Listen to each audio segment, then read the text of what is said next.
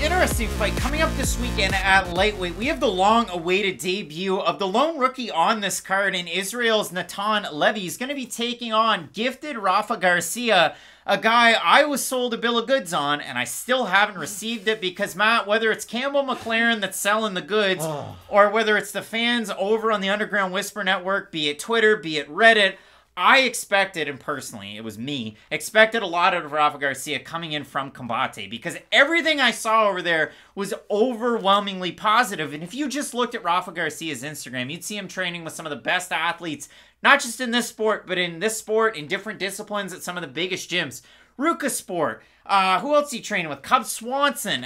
He's trained with Justin Gaethje. Now, the craziest thing is, I read an article here in the last couple of days, and I won't tip my hand as to where, but you may be able to figure it out. It's somewhere that I frequent for my articles on prospects and different people, and it was along the lines of, and I'm being very cryptic here, but Rafa Garcia coming into this fight, great training camp. This time it's with Justin Gaethje. This time it's at Denver.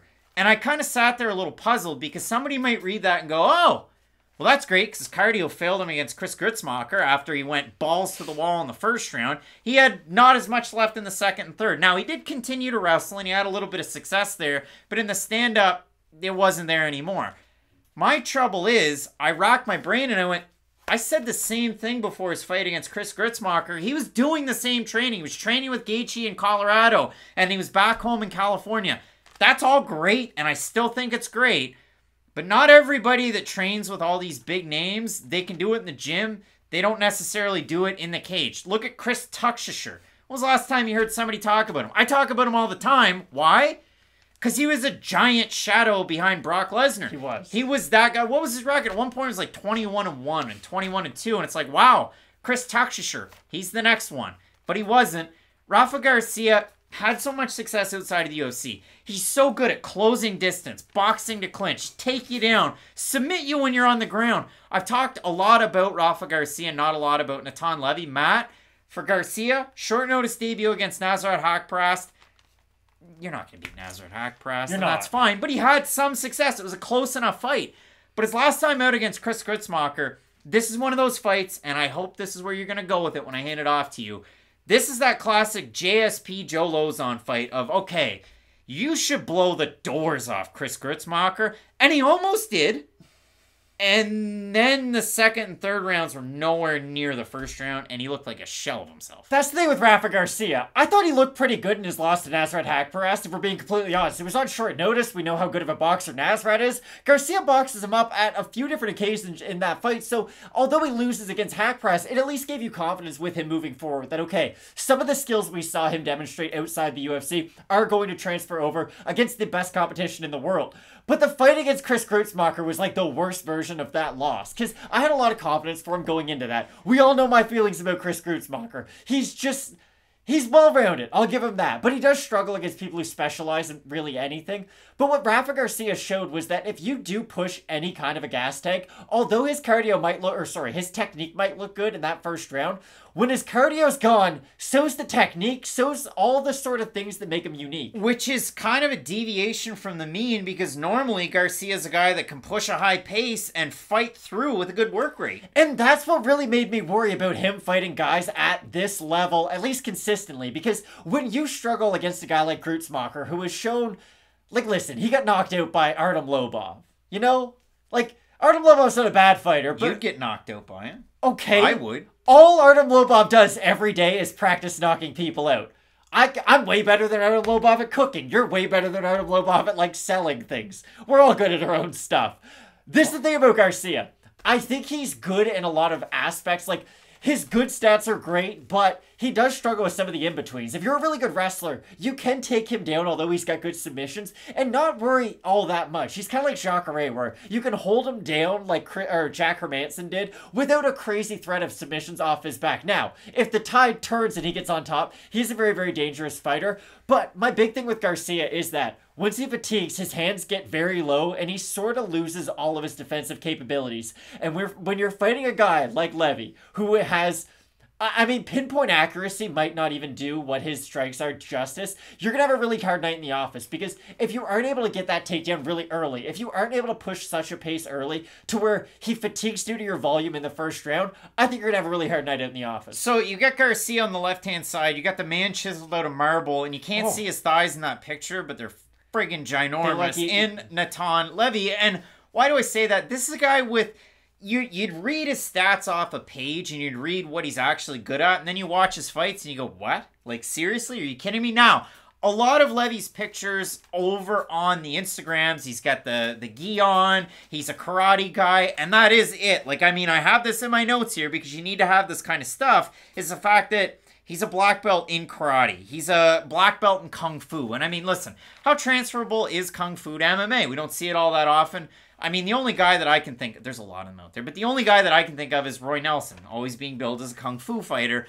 But for our fighter out of Israel, he does have that in his back pocket. He made his debut on Contender Series up at a catchweight of 160 on incredibly short notice where he wasn't favored to win that fight. And he goes in there and looks amazing. And he fought a fighter that was much bigger than him in Shayilan Santana, where in that fight I thought, okay, these guys look 2 weight classes apart.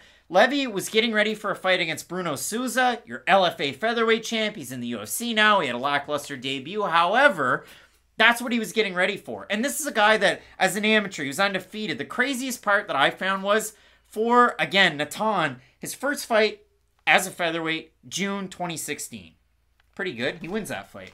Then he takes a fight in July 2016 at welterweight. It's been a lot of featherweights since. I just thought that was really crazy to throw out there. Again, striking with pinpoint accuracy, but the thing that we've seen is, okay, black belt in these 2 different disciplines, striking disciplines primarily, but in his fights, he takes guys down, and he really has a ton of success once the fight's on the mat, and he's always threatening for submissions. It's like an early Giga Chikadze when he fought Austin Springer. No, I think that's actually a really good point. But what I think we'll both agree on is that he's a smart enough fighter to where I think he will at least fight to his strengths, especially in this matchup. Like, if he's going for takedowns early and they're not working, I think he will resort back to his striking on the back foot because, let's be honest, that's how he's going to be able to win this fight. If Garcia's just crashing forward with sort of his hands up and not the greatest defensive stances, just sort of hoping that, hey, if the strikes hit off my arms, then great. If they hit me in the head, then I'll just sort of deal with it. That's what I'm going to really concerned about Garcia. I think Rafa can go out there and look really good for the first 4 or 5 minutes, kind of like he did against Grutzmacher. Maybe he can go out there and even take Levy down 1-2 times and make this look like it's going to be a really competitive fight. I just think that once Levy does start to get his timing down, and he might almost have to get taken down for him to get his timing down, if that makes any sense. It could look ugly until it looks good, but I do think that once both guys get settled into the matchup, I like Levy on all the in-betweens. I think he can strike for a higher level of volume, and I like his ability to get from point A to point B a lot better. Garcia will just throw a lot of volume, but he's going to miss a lot while he does it, and that's going to drain his gas tank. With Levy, he's not going to just sort of spray and pray. He'll aim and fire, the Israel Adesanya tweet or quote, and that's why I like Levy in this matchup. For Levy, and he was originally scheduled to make his UFC debut against Austin Hubbard, so that's how highly the promotion thinks of him. He was forced out of that one due to injury. I had to kind of drift my eyes a little bit lower on the page because I had to bring up my phone. You check us out at Fight Night Picks over on Instagram. I threw this one out there. This is a pick that's out there right now, live in the story. 190 total votes for Levy and 124 for Garcia. That's 61% going with Natan Levy over on Fight Night Picks Instagram. Matt, the odds for this one, Garcia open a plus 130. He's a plus 100 right now. For Natan, open minus 150. He's minus 122 or thereabouts. So, Matt, the fans have Natan to get the win. The odds have him as well, but they're shrinking and closing. You kind of already tipped your hand, though. I did, but I'm also going to warn everybody. Natan Levy's going to be like the maybe you shouldn't swipe right fighter on this card. Where it's like, hey, all the skills pop out. Everything looks really great. But when you meet him in person, he probably like reeks his cigarettes and like isn't interesting to talk to. He's not Joe Schilling. No, I know. I'm just saying with Levy, he does have one of those skill sets and one of those talents where when it goes bad, it's probably going to go really, really, really bad. And our commenters are going to get on us and say, oh, you guys thought this guy was going to be good in the first place.